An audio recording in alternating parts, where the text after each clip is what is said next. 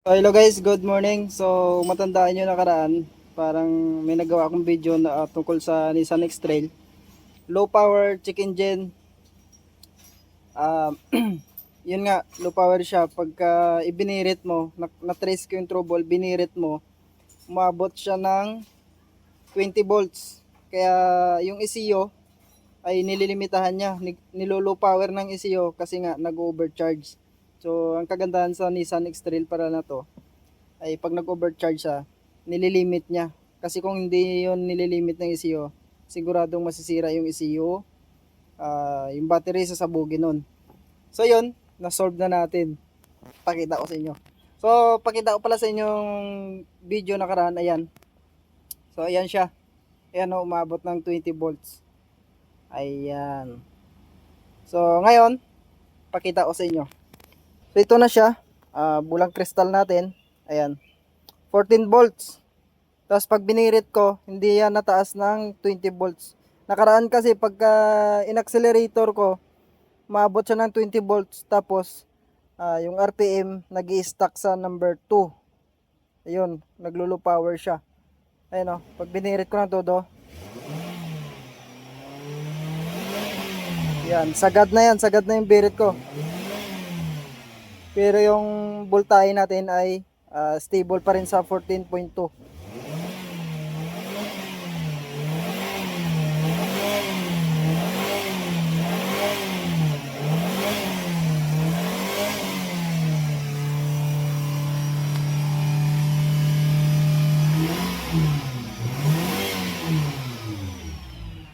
So ayun guys, nasolve na tayong problema. Nadali na naman na Junior. So nakaraan meron siyang check engine dahil nga sa crankshaft sensor, sa camshaft sensor. So ayun, pakita ko sa inyo. Ayan. So sa voltahe okay na tayo. Tapos check natin kung may code pa ba. Ayun, engine. Check natin yan kung mayroon pang code. DTC. Okay. Antay lang natin. So, yan guys. Kagandahan dito sa unit na nga ito. May limiter yung ECU niya. Yung iba kasi wala. Ayun o. No DTC. Ay!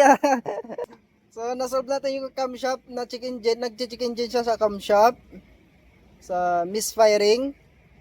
Tapos yung crankshaft sensor, na-solve natin yon. Tapos yung low power niya na nagmumula sa voltahe dahil nga nililimitahan ng ECU na kumbaga ako yung ECU, tapos ikaw yung makina.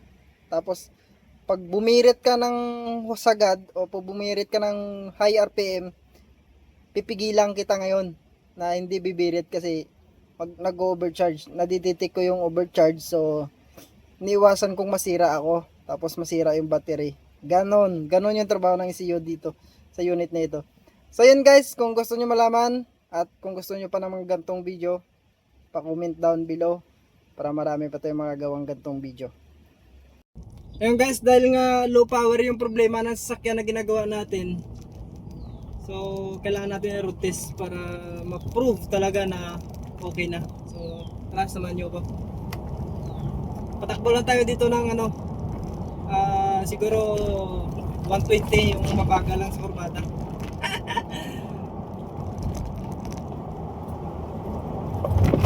So ayan, okay na. Ayan. Umabot ako ng 4,000 RPM, hindi siya naglilimit. Nakaraan kasi hanggang 2 lang. Hanggang 2 lang yung RPM niya. Ngayon umabot ako ng 5, 4.